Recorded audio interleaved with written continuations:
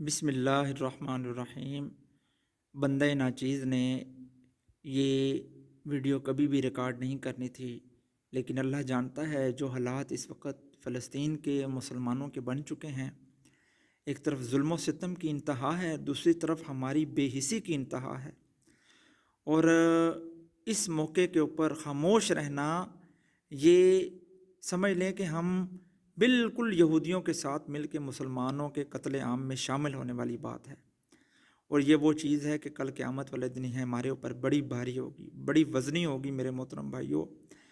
اور میرے مخاطب اس وقت جو ہے وہ پاکستان کے عوام اور بالخصوص پاکستان کے جو چیف آف آرمی سٹاف ہیں محترم جناب حافظ جنرل عاصم منیر صاحب، ان سے میری یہ گزارش ہے کہ وہ اگر ان تک یہ بات پہنچے تو ان کے سینے میں جو قرآن پاک محفوظ ہے اسی کا حوالہ دے کے، اور اللہ کا کلام جو قرآن اللہ کا کلام ہے، یہ جو میرا اور آپ کا مالک خالق رازق اور ایک ایک سانس کا، جس نے اس پوری کائنات کو پیدا کیا ہے اور جو قیامت کی تک اور قیامت کے بعد تک آنے والی ہر چیز سے واقف ہے، وہ اللہ رب العزت اس حوالے سے ہماری کیا رہنمائی فرماتے ہیں۔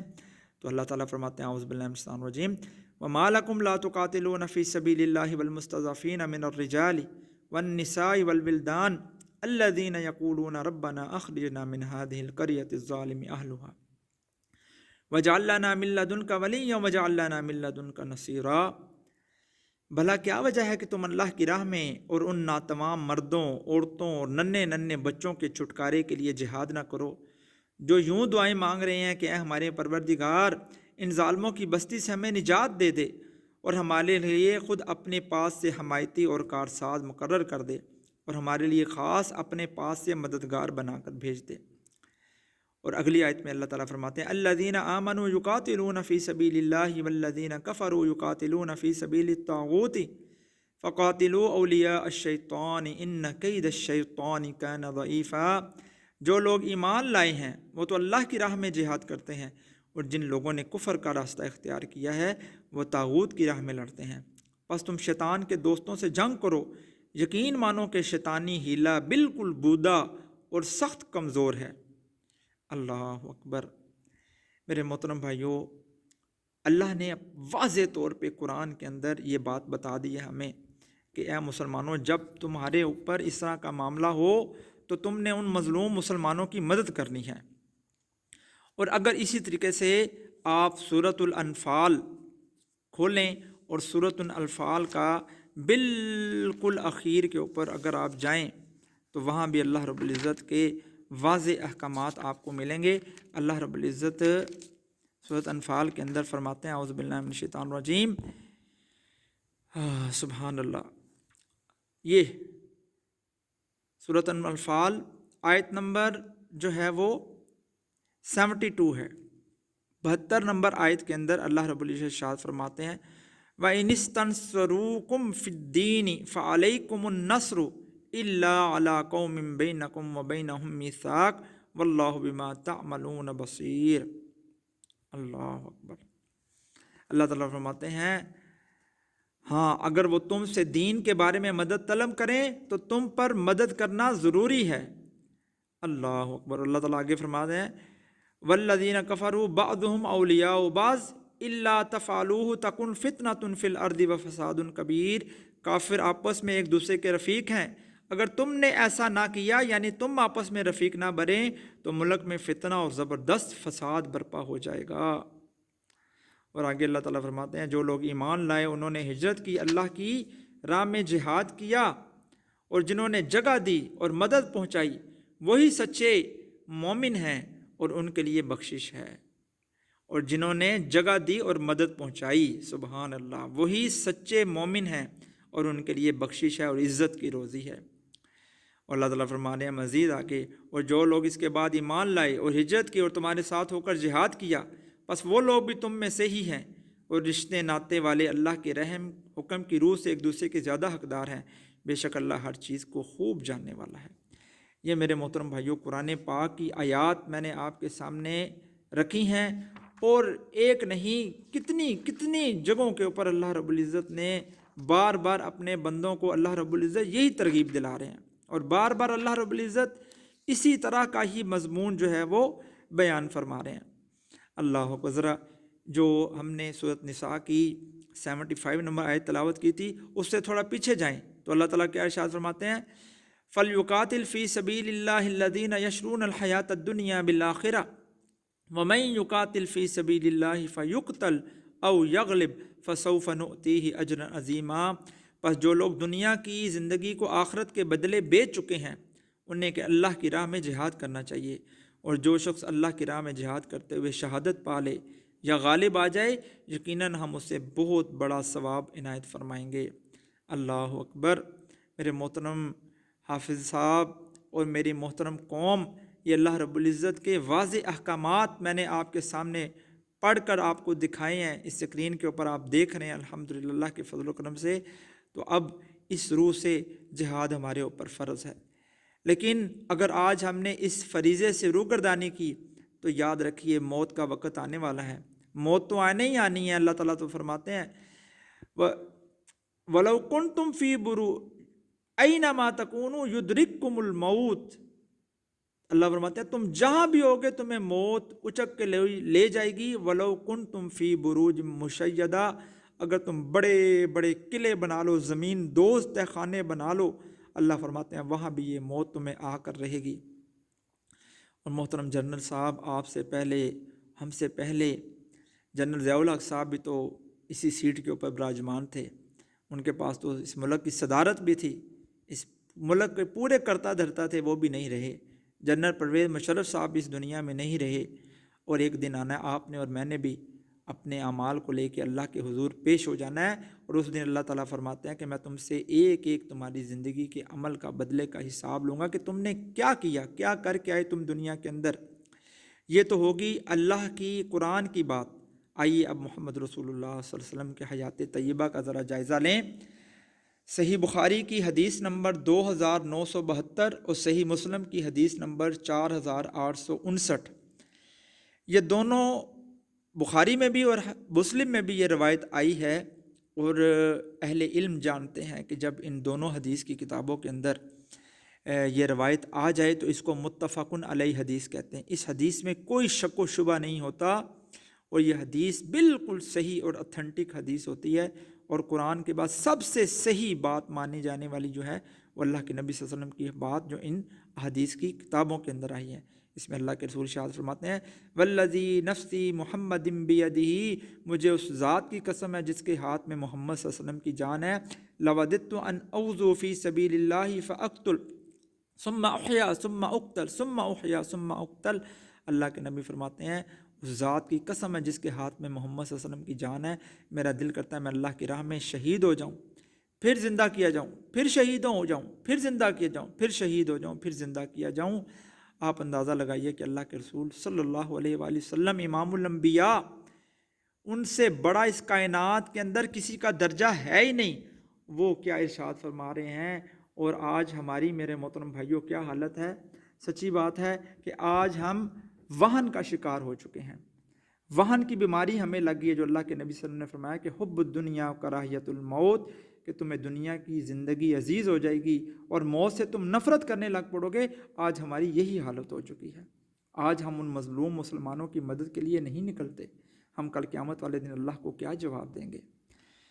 آئیے میرے محترم بھائیوں، میں تو بندہ ناچیز ہوں، میری تو کوئی حیثیت نہیں، ایک طالب علم ہوں۔ آئیے میں نے چند علماء کرام کے یہاں پر نام لکھے ہیں، ان میں سے میرے استاد محترم جناب حافظ عبدالسلام بن محمد بھٹوی رحمۃ اللہ علیہ، وہ اس دنیا سے گزر چکے ہیں، لیکن ان کی کتاب موجود ہے کہ ہم جہاد کیوں کر رہے ہیں۔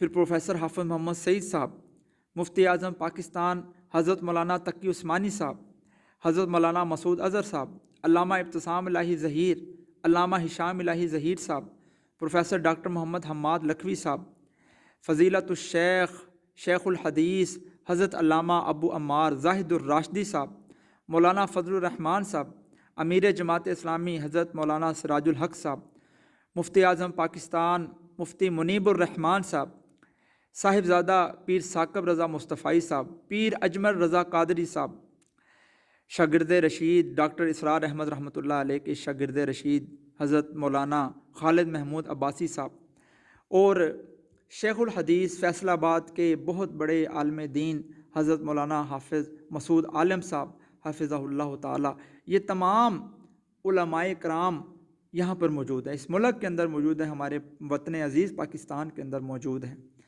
بندہ ناچیز نے جتنی باتیں کی ہیں، ان علماء کو اکٹھا کیا جائے، ان سے فتویٰ لیا جائے کہ اس وقت جو فلسطین کے حالات ہیں، مسلمانوں کے حالات ہیں، ہمیں کیا کرنا چاہیے۔ ان سے پوچھ لیں، ان سے رہنمائی لے لیں۔ آپ کے پاس کون سی چیز نہیں ہے؟ وسائل ہیں آپ کے پاس، ایٹم بم ہے آپ کے پاس، ہر چیز ہے۔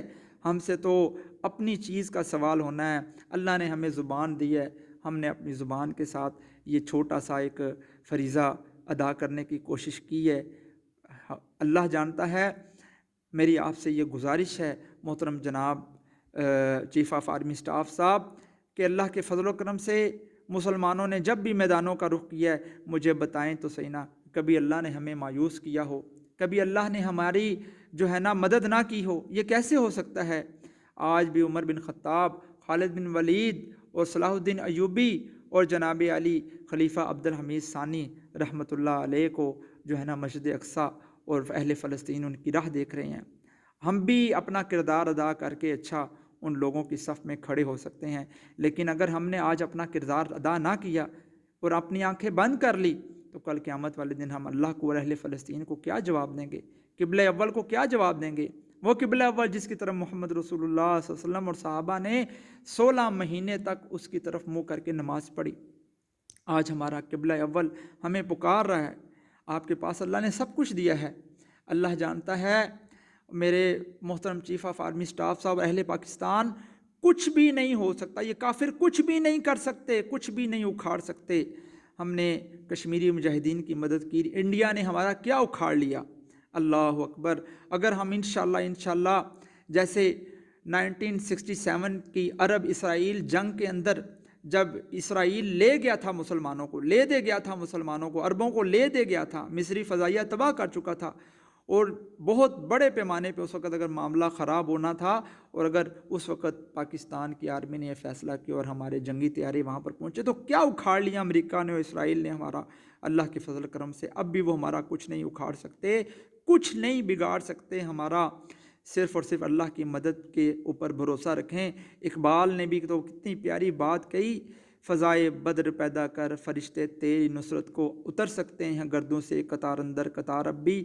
اللہ گواہ ہے کہ اگر آپ کی مسئلتیں ہیں، آپ کے معاملات ہیں، اگر آپ کا کوئی ایسا معاملہ ہے، میں تو یہ کہتا ہوں کہ حضرت صاحب چیف آف آرمی سٹاف، آپ نے علماء کو کیا پوچھنا ہے؟ آپ اپنے GHQ کے دروازے کے اوپر جو کھڑا ہوا فوجی جو پہرا دے رہا ہے، کبھی اس کو بلا کے پوچھیں، اس کے سینے کا درد پوچھیں، وہ آپ کو بتائے گا وہ کتنا تڑپ رہا ہے مسلمانوں کی مدد کے لیے۔ کسی کو نہ بلائیں، وہ تو آپ کی دسترس میں، اس کو پوچھیں کہ ہمیں اس موقع پہ کیا کردار ادا کرنا چاہیے۔ اللہ کے فضل و کرم سے وہ آپ کو بتائے گا کہ ہمیں اس موقع پہ اپنی جان مال سب کچھ لے کے وہاں جانا چاہیے۔ اور جب بھی مسلمانوں نے میدانوں کا رخ کیا ہے، اور یہ یہودی تو دنیا کی بزدل ترین قوم ہے، یہ کچھ بھی ہمارا نہیں بگاڑ سکتے۔ یہ ایک چھوٹی سی گزارشات تھی جو آپ کے سامنے رکھی گئی ہے، باقی اللہ کی توفیق سے ہی ہونا ہے۔ اور آخری میری گزارش یہی ہے کہ اگر آپ نہیں جانا چاہتے، آپ کی مصلحتیں ہیں، آپ کے معاملات ہیں، آپ جو ہیں بین الاقوامی طور پہ کسی بھی آپ دھوکے کا شکار ہیں، یا کسی بھی فریب کا شکار ہیں، یا کسی بھی جو ہے مصلحت کا شکار ہیں، تو آپ ہمیں اجازت دیں۔ ہم اللہ کے فضل و کرم سے پاکستان کی عوام، پاکستان کی قوم جذبہ جہاد، جذبہ شہادت آج بھی اللہ کے فضل و کرم سے ان جو ہے بندہ ناچیز کے اندر اور اس قوم کے اندر موجود ہے۔ الحمدللہ یہ لڑنے مرنے کے لیے تیار ہے۔ مرنا تو ہم سب نے ہے، کس نے جو ہے وہ اس دنیا کے اندر رہنا ہے؟ مرنا تو سب نے ہے، ہم سے پہلے بھی لاکھوں کروڑوں آئے، ہم سے بعد بھی آئیں گے۔ اور آخری بات یہ بھی ہے کہ اگر آپ کچھ نہیں کریں گے تو میرے نبی پاک صلی اللہ علیہ وسلم کی جو ہے پیشین گوئی یہ تو ضرور پوری ہوگی۔ امام مہدی علیہ السلام تو آئیں گے اور ان یہودیوں کا قتل عام ہوگا، یہاں تک کہ میرے نبی محترم علیہ السلام جن کی بات آج تک کبھی بھی نعوذ باللہ غلط تو دور کی بات ہے، کبھی آج تک نبی محترم علیہ السلام کی بات جو ہے وہ یہ نہیں ہو سکتا کہ پوری نہ ہوئی ہو۔ نبی علیہ السلام کا فرمان ہے کہ جو مسلمان ان یہودیوں کا اتنا قتل عام کریں گے کہ اگر یہ کسی پتھر کے پیچھے چھپیں گے تو پتھر بھی بول کے کہے گا کہ اے مسلمان میرے پیچھے جو ہے یہ یہودی چھپا ہوا ہے۔ تو انشاءاللہ وہ وقت دور نہیں، اگر آپ نے اور ہم نے یہ کردار ادا نہ کیا، اللہ کسی اور قوم کو لے آئے گا۔ یہ تو اللہ کا فیصلہ ہے۔ اللہ تعالیٰ فرماتے ہیں وَيَسْتَبْدِلْ قَوْمًا غَيْرَكُمْ، تم نہیں کرو گے تو اللہ کسی اور کو لے آئے گا جن سے اللہ محبت کرے گا۔ يُحِبُّهُمْ وَيُحِبُّونَهُ، وہ اللہ سے محبت کرتے ہوں گے، اللہ ان سے محبت کرتا ہوگا۔ تو بات یہ ہے کہ بات بہت لمبی ہو گئی ہے، لیکن اپنے دل کا درد جو ہے وہ پہنچایا ہے، اور یہ ہم آپ کو گزارش کرتے رہیں گے اللہ کے فضل و کرم سے وقتاً فوقتاً کہ اپنے کردار کو ادا کیجئے۔